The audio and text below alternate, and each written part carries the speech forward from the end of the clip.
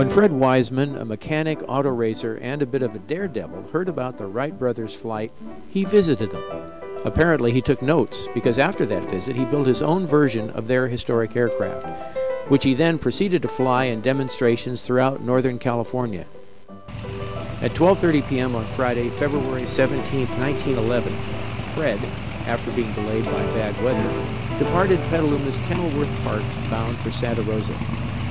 Just a few minutes after his departure, just 4 miles north of his takeoff, Fred was forced to land due to a problem with the engine's magneto.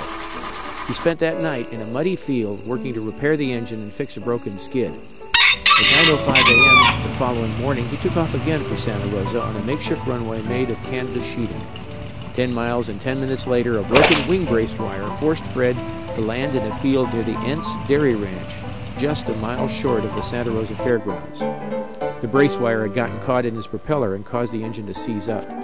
Friends who were following Fred's flight in a car picked him up and drove him the remainder of the distance to the fairgrounds, where he received what was described at the time as a hero's welcome.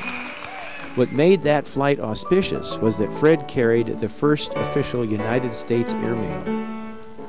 In addition to 3 historic letters, one of which was written by the Petaluma postmaster to the Santa Rosa postmaster, Fred also carried a sack of coffee and several copies of the Press-Democrat.